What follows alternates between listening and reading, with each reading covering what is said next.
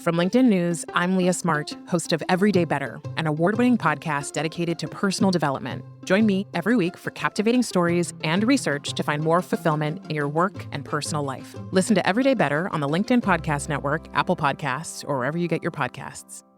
Break language barriers instantly by translating up to 44 languages in real time with the HP AI PC, powered by the Intel Core Ultra processor. With the right tools, work doesn't have to feel like work. Learn more at hp.com/AI PC.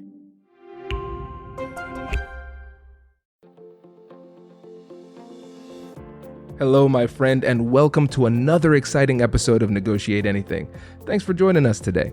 With over 10 million downloads and listeners from more than 180 different countries, it's dedicated listeners just like you who have made Negotiate Anything the #1 negotiation podcast in the world. I'm your host, Kwame Christian. I'm a business lawyer, mediator, author, and the proud CEO of the American Negotiation Institute. Now, before we get into today's insightful conversation, I have a golden opportunity for those of you who recognize the power of negotiation in your professional lives.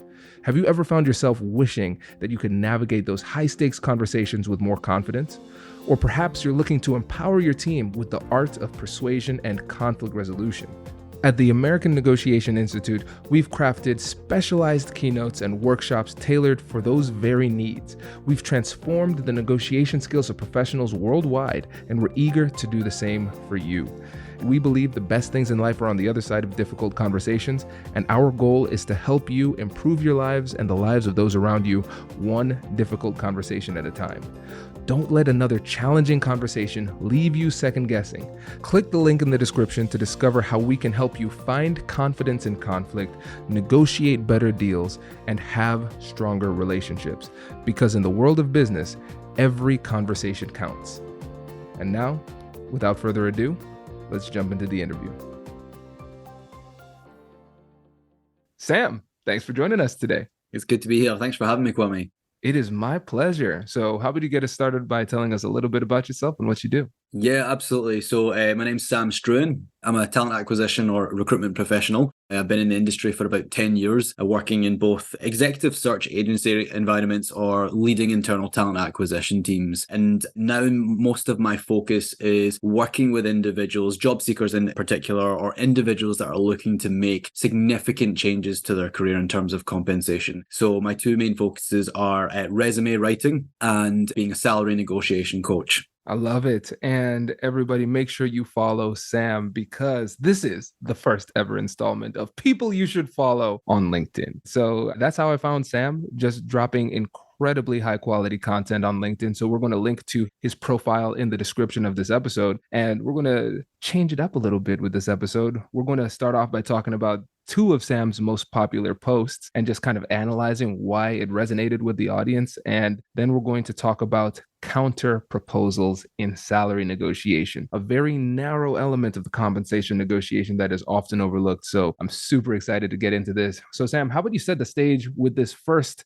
viral post that you made that was, let's say, replicated by many people in the industry afterwards. And when people start doing what you just did, that's a good sign. So can you set the stage with that post?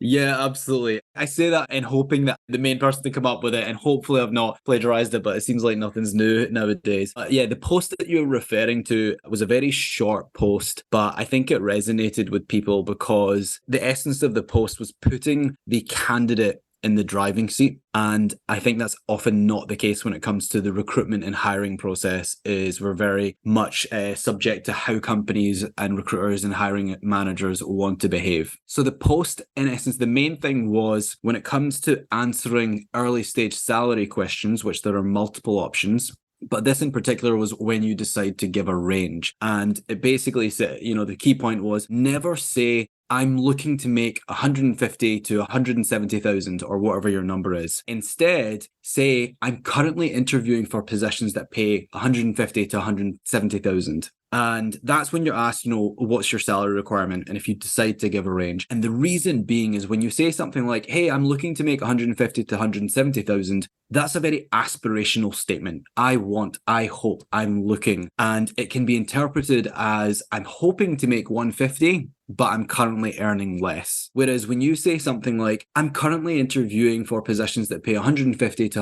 170,000, this is situational, saying I'm currently interviewing, and it also tells the interviewer that the market is saying that you're worth 150 to 170, or again, whatever your number is, but also that you're in demand from other companies. And that it's human nature to want what others want, but also by putting in early in the conversation that you are having multiple discussions, this will actually help you when it comes to negotiating your offer and is a key component in the counteroffer process.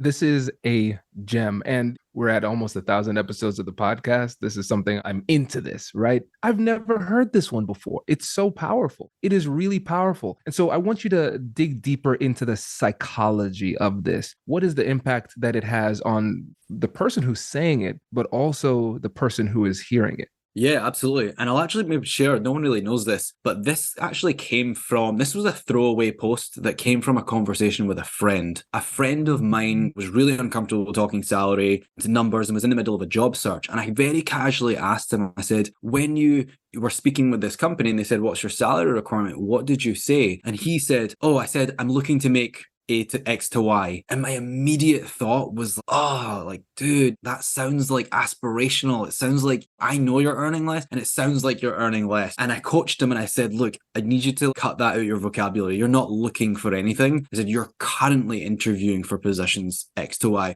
So he used that then moving forward. And I thought, I'll just throw that up on LinkedIn. Again, throwaway post thinking it wouldn't get too much interest, but it obviously struck a chord with individuals. Now, I think you mentioned the psychology or how it changes things for the individual is many people have told me they feel more confident saying that statement when asked that question. It gives them confidence to answer the question. It gives them clarity. But also, I think when it comes to salary and answering questions, a lot of it is communication is obviously what you say, but it's how you say it, how someone sees what they're actually looking at. So I think there's all those unspoken forms of communication that can come through when you have a statement like that behind you. Bingo. You're spot on. And the thing is, it sounds stronger. It sounds more confident. And we have to remember, just at the end of the day, we are social primates. And we are designed to look for hierarchy. And we are constantly evaluating situations and individuals for strength versus weakness, status, prestige, those type of things. And it sounds shallow, and it is. And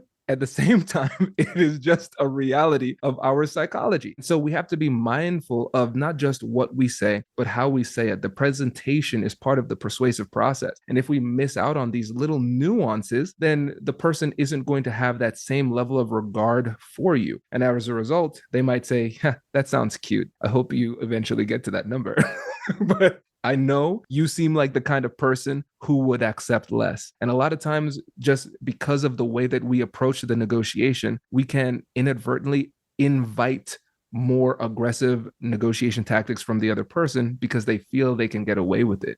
What you said, that's cute. I hope you get that. That might be the reaction of someone.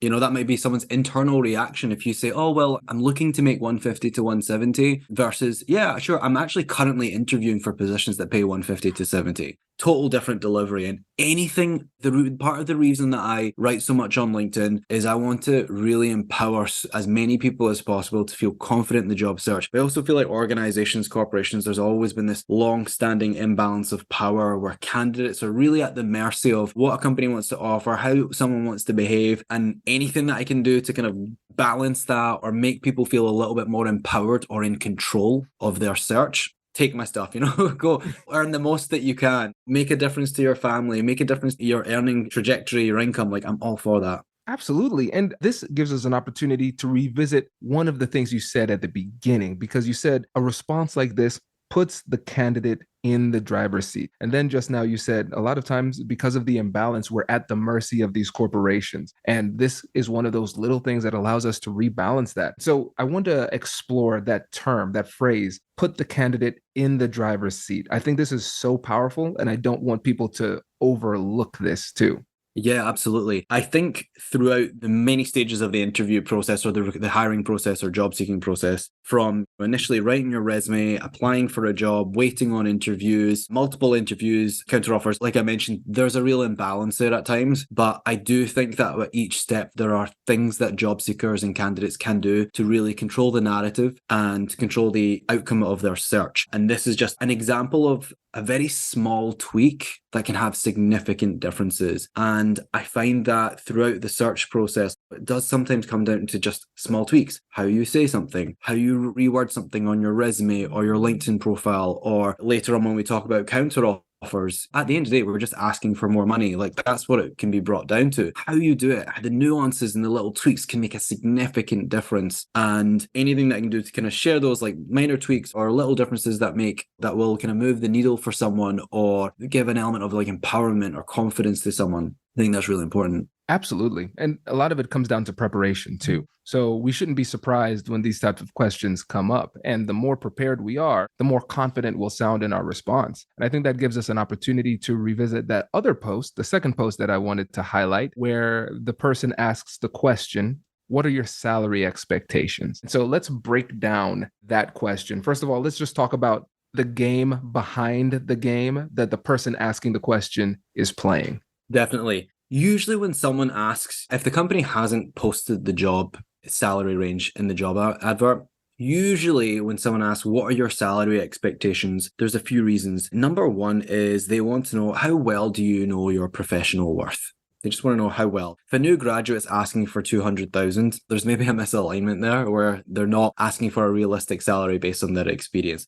How well do you know your worth? Kind of roughly, are you at appropriate professional level? And obviously, they want to know if they can afford you. A recruiter is unlikely going to move forward with a candidate who is asking for 60,000 more than what they've been given as a budget. But if it's within 5 to 10,000, there might be wiggle room. Unfortunately, this conversation, I would say, is the predominant thing that happens when it comes to interviews is candidates don't have salary information at the time of applying. And then, a hiring manager or a recruiter will ask, what are your salary expectations? So I would say that's the most common scenario when it comes to asking for money. There's a lot of advice on how you should respond to this, ranging from give a range, give a number, deflect, ask them what their budget is. And a lot of people will say, this is the only route you should take. But my argument would be you actually have multiple options when you're asked, what are your salary expectations? And it could be any one of those aforementioned paths, but it also all depends on your professional situation and where you currently are. Hello, my friends. Before we get back to today's episode, I want to ask you a question. Have you ever wondered how to elevate your team's negotiation game and how you can help the folks on your team have better, difficult conversations? At the American Negotiation Institute, we offer transformative keynotes and workshops tailored to empower professionals with top-tier negotiation and conflict resolution skills. Whether it's a keynote for your next event or hands-on training for your team, we've got you covered. Don't just negotiate. Master the art with the American Negotiation Institute. Click the link in the description to find out more. Elevate, negotiate, and succeed. Introducing the HP AI PC, your powerful AI assistant. Easily search through personal files, gain valuable insights, and make smarter, more informed business decisions. Unlock the future of work today with the HP AI PC, powered by the Intel Core Ultra processor. With the right tools, work doesn't have to feel like work. Learn more at hp.com/AIPC.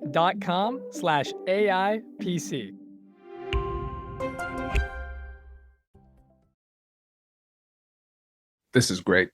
I'm sitting here taking all of these notes.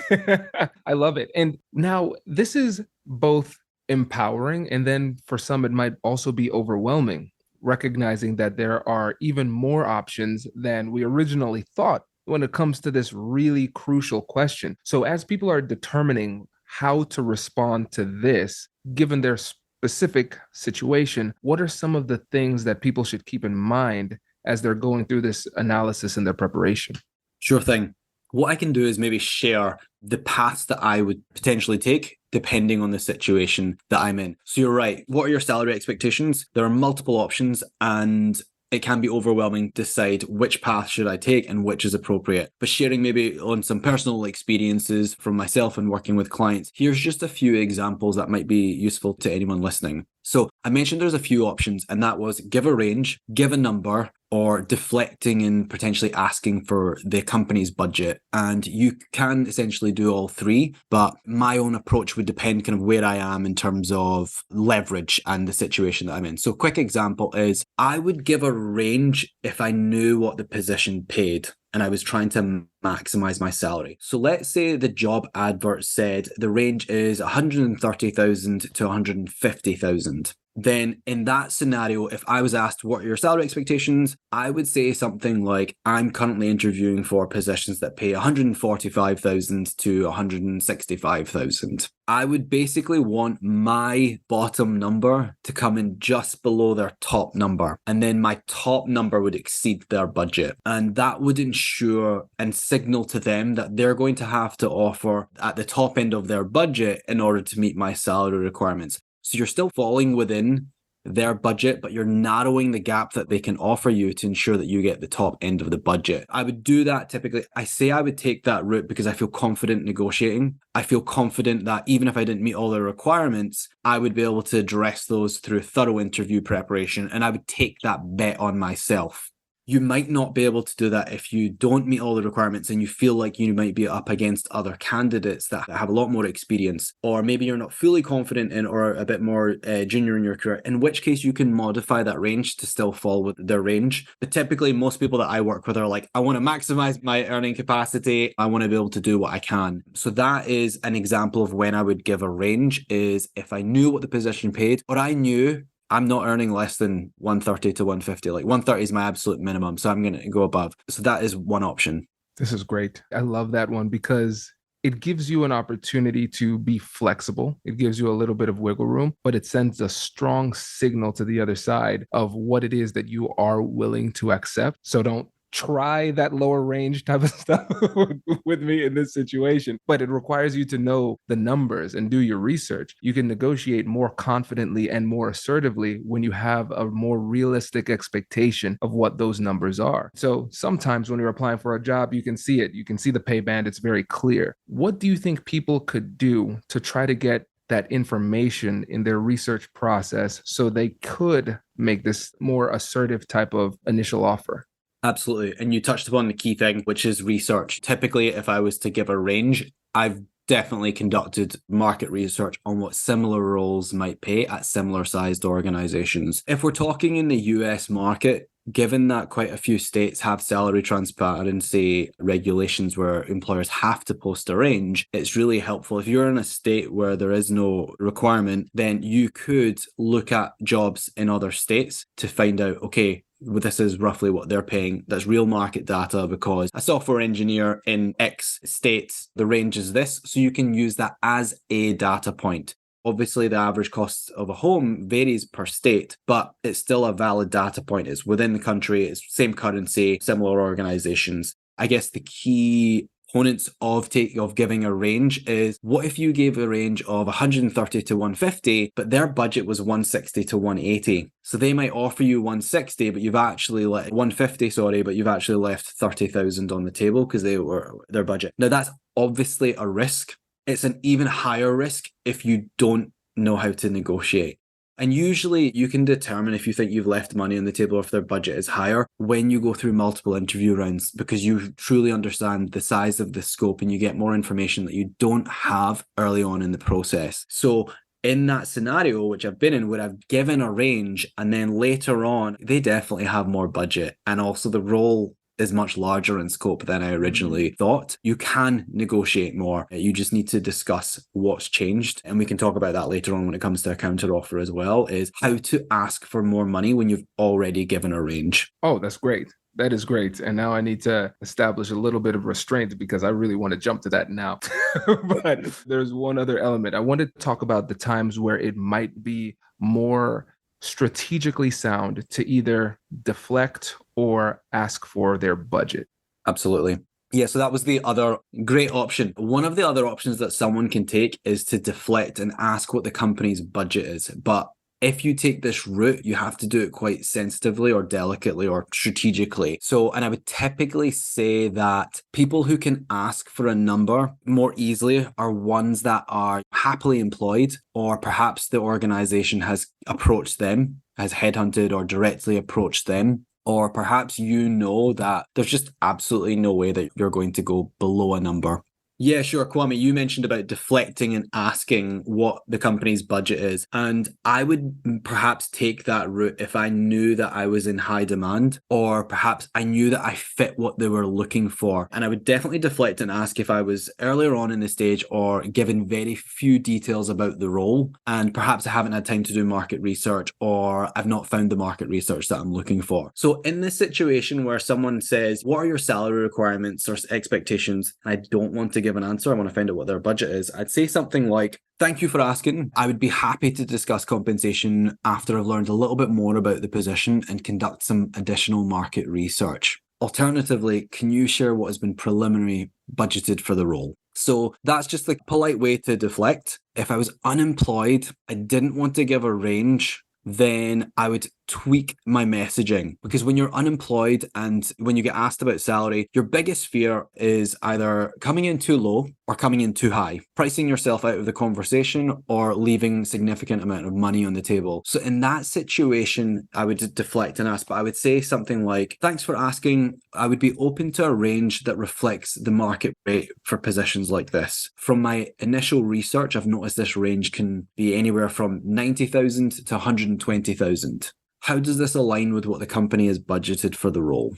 Now, the key thing about an answer like this, Kwame, is you're saying that you're open to a range that reflects market research, or market rate. You're saying I still want to be paid fairly. And then you're not saying my range is 90 to 120. You're saying from the research I've conducted, I've noticed it can range from X to Y. So you yourself are not committing to a range. You're saying the range I've noticed is over here. How does yours compare to that? So I think that is better than kind of saying, I'm open to anything and my range is 90 to 120, which is quite a wide range. That can signal to someone that you'll go as low as 90, but you're really hoping for 120. It makes a lot of sense. And I love the fact that we are tweaking the messaging for the circumstance. So there are going to be some times where you have a little bit more leverage and security. So if I'm happily employed and I'm not looking for something and you're trying to court me, you need to give me more information in order for me to feel interested in this, because the status quo works for me. But there's something in you that makes you want me. So give me the information first, right? And of course, you're saying it in a more diplomatic way than that, but that's essentially the ethos behind it. But then if we're unemployed, recognizing that our position isn't as strong because our alternative isn't as strong. So we can utilize the same approach, but in a more deferential type of way. So you're not saying, hey, this isn't me asking for this. I've just seen other people get. So where are you on that? And I think that would be more well received by the party on the other side. So I love the fact that we are still utilizing the same fundamental negotiation principles and strategies, but just acknowledging that given the circumstances and given your position and the power dynamics at play, it will flex as necessary for the circumstances. Definitely. I think that's what's missed out in a lot of advice when it comes to answering that question, is the routes that you take really does depend on your leverage and exactly what you said, your alternative situation. Yeah. Oh, this is good. And now with the time we have left, I want to make sure that we can talk about negotiation counter proposals, because again, this is a critical part of the compensation negotiation process, but often overlooked. So first of all, let's start off by just talking about what it is that we're talking about with negotiation counter proposals and why this element is so important. Sure thing, Kwame. So what we've done is we've spent a lot of time talking about early stage salary questions and how to navigate those. And the reason I wanted to bring that up is because that's really when salary negotiation begins, is early on in the process. As soon as you're asked, what are your salary expectations? You need to set the stage for you to allow yourself to negotiate down the line. So that's why it's really important to start focusing on those questions. But where we are and what the topic is today, or what we're moving on to, is the counteroffer, or the counteroffer process, where a company has provided you with a job offer, either verbally, in writing, and you want to negotiate that offer. And that is what we're going to be discussing, is how to put together a strategic counteroffer to hopefully either maximize your earnings or give you the best kind of working relationship that you're looking for. I love it. And let's start off by having a little bit of fun, Sam. And I know what you're thinking, but Kwame, I've been having so much fun. Exactly. I have been having so much fun. Let's start off by talking about some of the biggest mistakes people make at this point before we start talking about the best practices. Sure thing. I think the biggest mistakes that I see, this is usually when someone has tried to negotiate an offer and it's not gone well. And then they come to me and say, like, I didn't get what I wanted. What do I do from here? Not a great situation for me. It's kind of like when someone builds something in your home and someone does a really bad job, and like coming in, builders they hate fixing other people's mistakes. But usually the biggest mistakes that I see are individuals not having a structure of a proper structure to their counteroffer, whether it's in writing or verbally, or bringing in personal feelings or circumstances. Personal feeling like, I feel after 10 years of XYZ, I am worth this. Or I am looking to save up for a down payment and buy a home. I feel I am, can I have more? These are personal feelings or situations which, quite frankly, are not the organization's problem. It's not the company's problem. It's not the company's responsibility to help you buy a house. So those are some of the biggest mistakes, is remove anything personal, any feelings or situations or partners or spouses, husbands and wives, their personal opinions. Don't bring any of that to the table. A counteroffer in negotiation should always be about the value that you bring to the organization from your skill sets and your experience. This is so strong because a lot of times we have to recognize that there's a difference between a strategic thought and emotional thought. And the emotional thoughts are often going to be louder in our head because sometimes people are in this position where they're negotiating salary, especially when they haven't done it before, where they're at their wits' end. They're like, you know what? I deserve this. I haven't been paid the right way. Jerry over in accounting is making more than me. Are you kidding me? And now my wife is telling me I should be making at least as much as Jerry. And so we bring all of that baggage in, and then we make that offer to the other side focused on those feelings. And the person is like, you know what? That sounds like a you problem because that doesn't help us make any money, which is the core function of this business. And so it takes a lot of emotional restraint, withhold something that is really, really key to what is bringing you to the negotiation table to make sure that we are persuading from their perspective. What is it that would actually be meaningful for them in this conversation? And a lot of the things that are most central to us coming to the negotiation table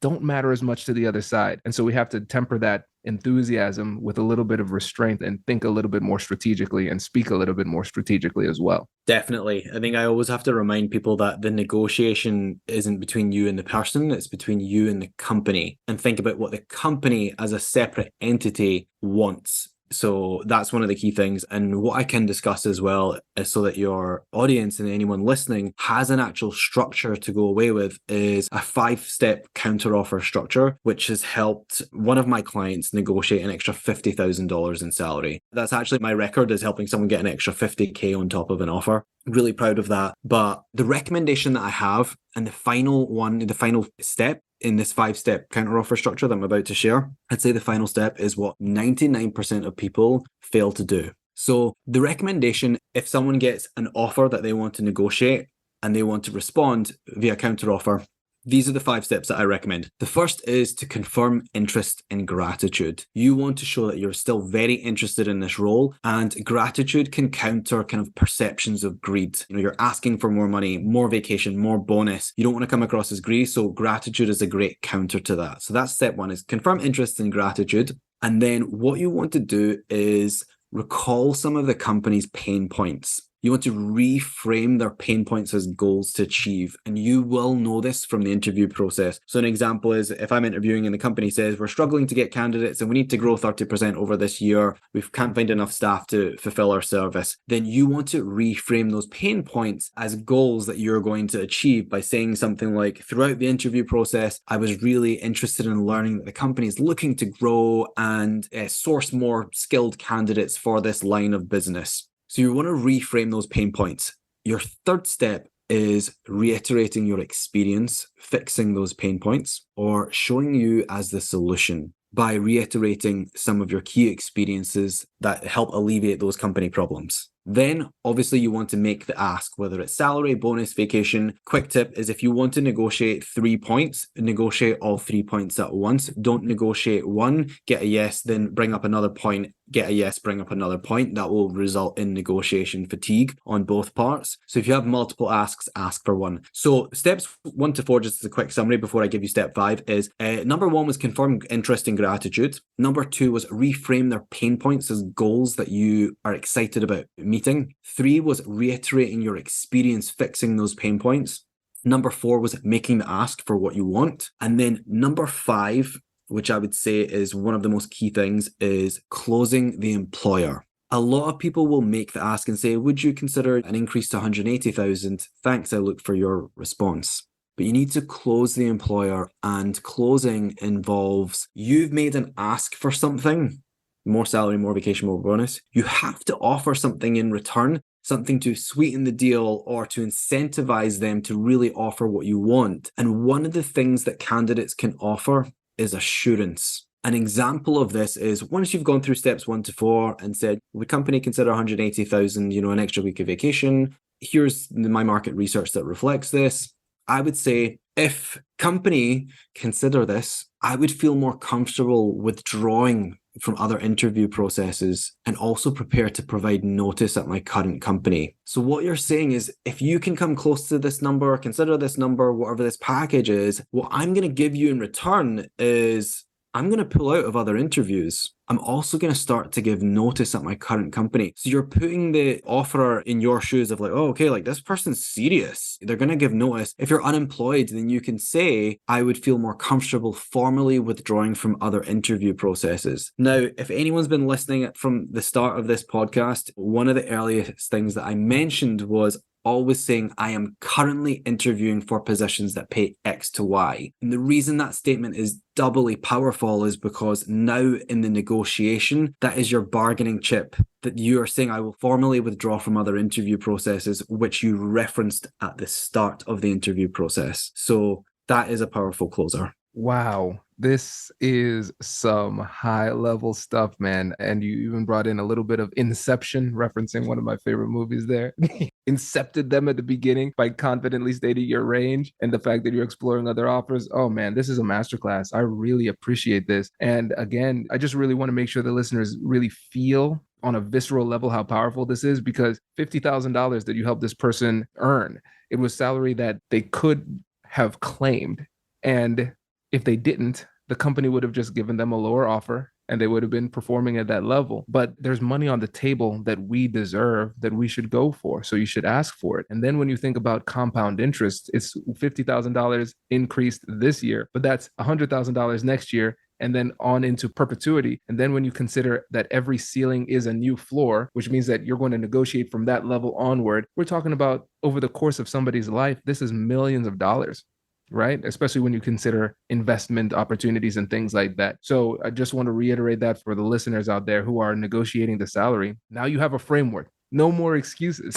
It's time to get moving. And then, of course, if you need more inspiration, follow Sam on LinkedIn, because he's constantly dropping these gems. So Sam, I want to give you the floor to say any parting words and let listeners know how they can connect. Yeah, a huge thank you, Kwame, for inviting me on this. I really appreciate it, and hope those points that have been brought up in the podcast really help any listeners. And the reason I'm so passionate about this area is because when I learned to properly negotiate an offer and got what I felt I deserved, but also it was a significant increase. And that led to a lot of positive lifestyle changes, or the ability, it wasn't about buying fancy things. Two main things that I invested in. Number one was I was able to upgrade my mom's kitchen, which brought me so much joy to be able to express gratitude and pay someone back or help someone. And personal note, was able to invest in counseling. Those are the things that I think earning more or being able to tap into additional resources can really elevate someone's life. So it's not necessarily about money buying more happiness, but money enabling us opportunities to find more happiness. So thank you again for having me on your podcast. I appreciate it. Hey, my pleasure. Thanks again for joining us. Congratulations! You've just joined an elite club. By listening to a full episode, you're now officially on the Negotiate Anything team.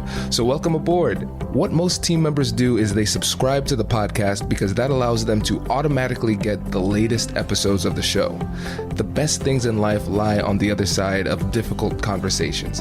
Keep learning, keep practicing, and keep getting better. Your relationships will improve, your career will soar, and you'll have the confidence you need to get get the most out of these crucial conversations. Again, thank you for joining the team. We're excited to have you, and I will see you in the next episode. I'll catch you later.